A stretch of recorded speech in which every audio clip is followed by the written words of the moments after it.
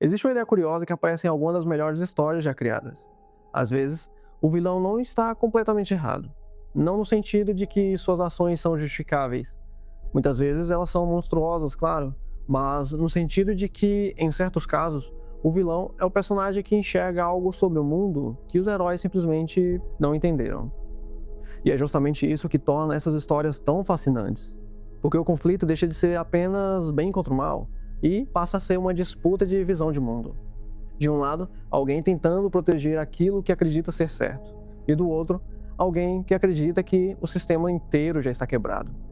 E quando você começa a olhar com tanta atenção, percebe que algumas dessas histórias são, na verdade, sobre vilões que entendem o mundo muito melhor do que os próprios heróis.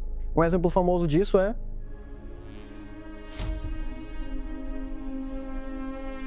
quando a gente pensa no Thanos, a primeira coisa que vem à cabeça é o plano absurdo dele de eliminar metade do universo. E, claro, isso é monstruoso. Mas o motivo pelo qual esse personagem marcou tanta gente, inclusive eu, What did it cost? não foi apenas pela escala do seu plano, Everything. mas sim pela lógica por trás dela. Entenda, na cabeça do Thanos, o universo está caminhando para um colapso inevitável. Recursos são finitos, populações crescem sem parar, civilizações consomem tudo até que não reste nada. Ele acredita ter visto isso acontecer antes, e na visão dele, ninguém tem coragem de simplesmente tomar a decisão necessária para impedir que isso aconteça novamente. Então ele assume para si um papel quase que de Messias, não como alguém que quer dominar o universo, mas como alguém que acredita estar salvando o universo de si mesmo. É uma lógica cruel, claro, mas coerente dentro da visão dele. E é exatamente por isso que o torna um personagem tão interessante.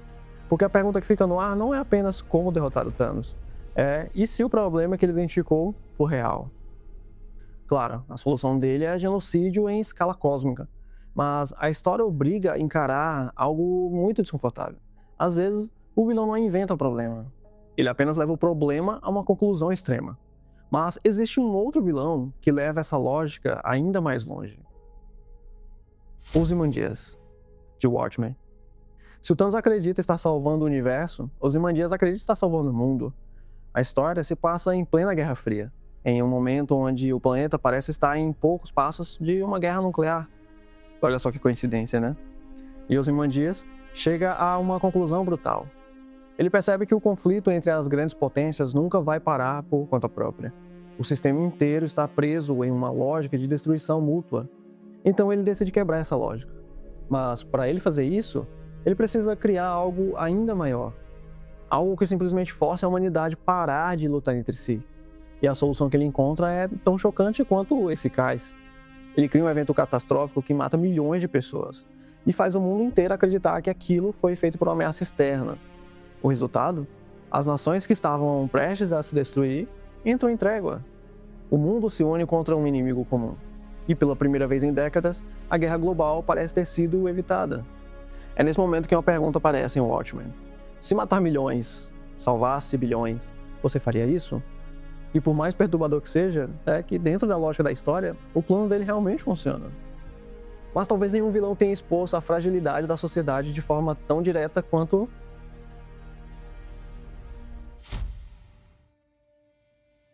Porque diferente de Thanos ou Ozymandias, o Coringa não quer salvar o mundo, ele quer provar algo sobre ele. Na visão do Coringa, a civilização é apenas uma camada fina cobrindo algo muito mais primitivo. Ordem, moral, leis, tudo isso funciona enquanto as coisas estão bem. Mas quando as pessoas são empurradas para o limite, tudo isso desaparece. E o que sobra é instinto, medo, autopreservação. O Coringa não tenta derrotar Batman com força. Ele tenta derrotar com situações. You're gonna have to play my little game if you want to save one of them. You know, for a while there, I thought you really were, and the way you threw yourself after her. Ele cria cenários onde qualquer escolha cobra um preço moral. Look at you go! Onde heróis são forçados a simplesmente quebrar seus princípios. Does Harvey know about you and his little bully? Where are they? Killing is making a choice. Where are they? Choose between one life or the other. Your friend, the district attorney, or his blushing bride to be.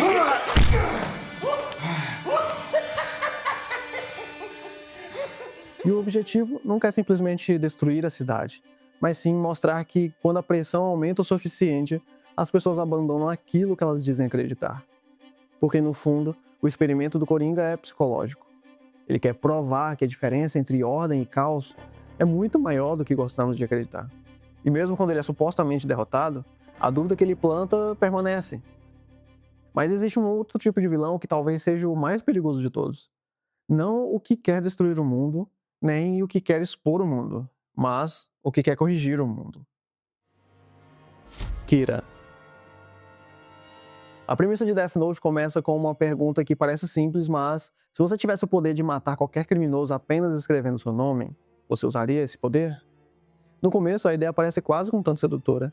Um mundo onde assassinos desaparecem, onde o crime cai drasticamente, onde a sociedade vive sabendo que existe uma força invisível punindo quem faz o mal.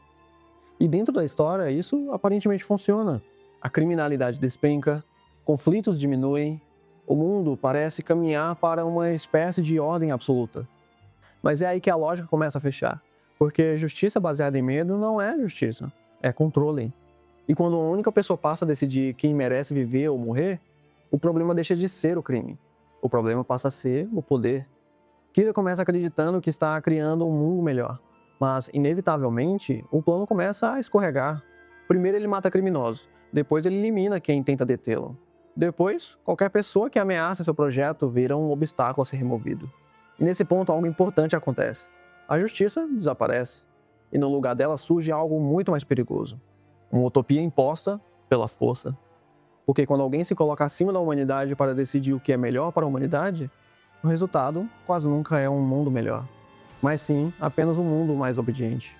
E talvez seja isso que todas essas histórias estejam tentando mostrar. O vilão muitas vezes enxerga algo real, um problema verdadeiro, um defeito no sistema, uma fragilidade na natureza humana. Mas o que transforma essa visão em tragédia é a solução, porque quando alguém acredita ter entendido o mundo completamente, o próximo passo quase sempre é tentar moldar o mundo à força. E é nesse momento que a linha entre salvar o mundo e destruí-lo simplesmente desaparece. No fim das contas, talvez a grande pergunta dessas histórias não seja se os vilões estão certos, mas sim se a parte mais assustadora for justamente aquela em que eles de fato estão. Se você já assistiu ou leu alguma dessas histórias, eu gostaria muito de saber a sua opinião. Qual desses personagens você acha que tinha um argumento que mais fazia sentido? E mais importante ainda, qual deles você acha que estava mais perto da verdade? Deixa aqui nos comentários. Eu vou ficando por aqui. Não esquece de curtir o vídeo para dar aquela força e se inscrever no canal, caso você ainda não seja. Nos vemos no próximo vídeo.